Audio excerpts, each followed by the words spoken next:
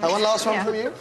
One last one is, in the Express, they have multicoloured roses on sale for a dazzingly 65 a dozen pounds. Stunning, aren't They are beautiful, and apparently what they do is they have this machine that injects just the right amount of ink into the stem as they're growing to produce the colours. And these So they're not natural, they're fake? No. Oh. Well, they're real flowers, but as they're growing, they've been injected with the ink. So they've been messed with a little bit. And it's Dutch growers originally did it, and now they've shipped them into England and they're selling them off. Multicoloured roses. Look at the colours. Why didn't we try the dogs? Yeah, they're making a lot of money out of it, and it's the new novelty. I don't know how long it's going to last, but yeah, you can buy... 5 days, I think, before they fall off. Well, they're called happy roses, and they cost £24. Happy roses. What flower food? You have to put chocolate brownies into the vase to keep them growing. Fantastic. Well done, Miss Breeze. What have you got, Russell? OK, sorry to make everyone angry, but the Daily Telegraph has published the public sector rich list, revealed for the first time it's the 170 civil servants that earn more than the Prime Minister. There's all these people earning upwards from 150 grand, 170 grand, 190. I mean, are you shocked and outraged by what you're reading? Or, well, if I was to tell you, for example, right, the head of the NHS, according to that, earns about 250 grand a year, right? And the editor of the Daily Mail earns over 1.6 million pounds a year. Now, one is in the public sector, the other is in the private sector. But who has the harder job? The man who runs, I know, 30, 40,000 staff in the NHS, or the bloke with a few hundred running a newspaper? If anything, what perhaps we should interpret this as public sector employees are being really badly done over. They might earn, say, six-figure sums, the bosses, but relative to what they'd get in the private sector, it's peanuts. Well, then work in the private sector.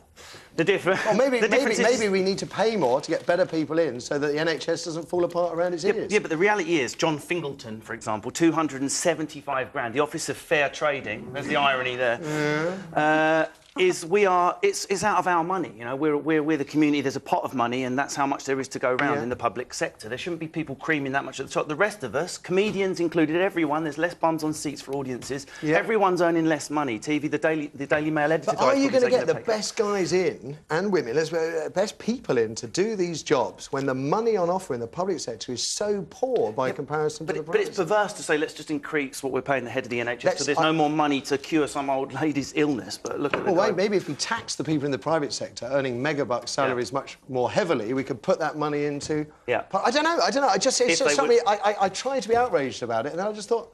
It just doesn't quite fit. The argument I've always got is if you want to tax me in the private sector, then I'll just go and work in America, so you later lose money. They've all got that voice, of course, because we all went to Oxbridge and we'll always win. Let's rattle through the rest. This is the British Airways face, and there's could be strikes all summer. Sorry, Matthew. Oh, no. And the British... I saw the word I've been dreading, July, which is wedding month, and... I mean, without going into it, because it's sort of shadily referred to as some pay and some condition issues. I mean, I think we could all go, I'm not quite happy with bits of my pay and bits of my condition, which, you work it out, I'm on strike. They've got Willie Walsh. Maybe they should get Louis Walsh in to fix it. Louis and Simon, absolutely pathetic. They are perfectly good conditions. Get back to work. It's all that.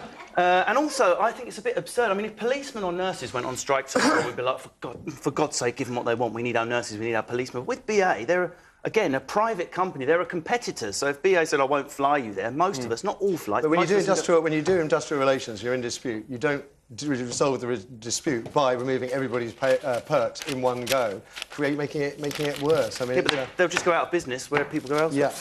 We've got the fastest OAP, he never claimed to be the fastest, but was awarded as being the fastest OAP in the marathon. Actually took a 10-mile shortcut by accident. I think he was taking a stanner along the Thames like this.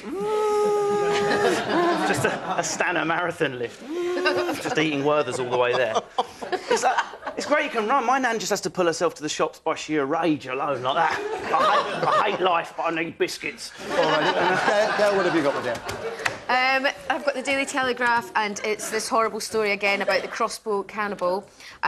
He is being quizzed now about a fourth murder. A man is being quizzed. A man is being quizzed. A girl called Rebecca Hall was 19 when she was battered to death in Bradford in 2001. And her body was found sort of in the area where the other women have been found. So that's a very horrible story. We've got Daily... The remains they found in that suitcase weren't human. They weren't human? No. Oh. So he's been... Don't know. Ooh. Daily Express, £44 million scandal of jail junkies. 1 in 6 prisoners are given drug substitutes and we're paying the bill.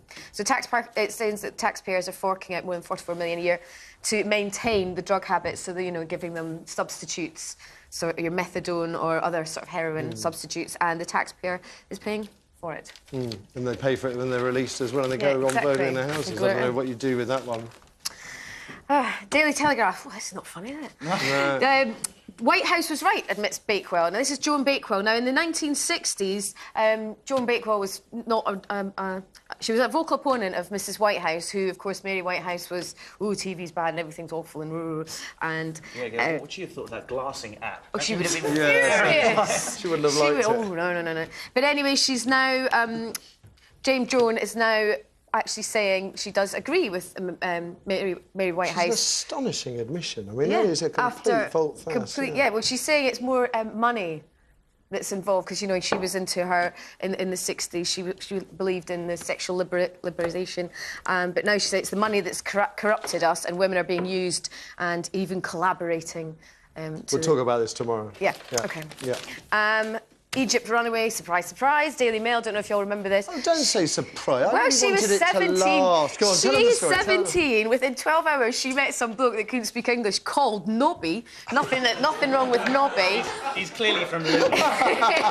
He's from Luton, putting on an accent. He does exactly what it says on the tin. I'm from Egypt, me. She's got...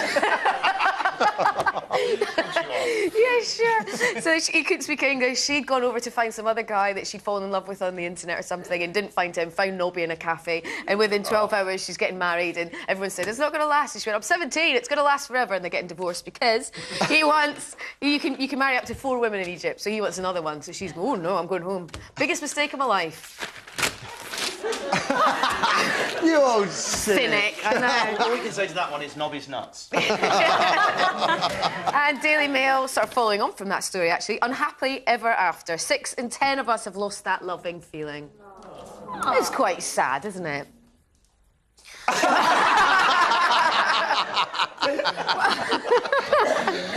It just says more than 6 out of 10 adults in a relationship admit there's a lot they could do to improve their love life. Sex comes down to it a lot. Yeah. They say that it's all kind of like, you know, it goes a bit wrong in the bedroom, and then they stop being romantic to each other, and then it comes complacent, and people are miserable. So make more effort. Sounds like the story of my life.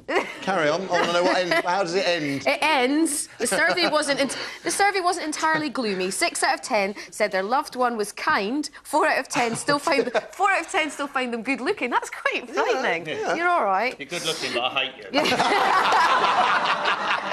And 6 out of 10 said they liked them because they had a good personality. I'm not being funny, but someone says, you've got a good personality, mate. You go, oh, it's over. Really nice person. It's over. Nicely done, guys. Nicely done.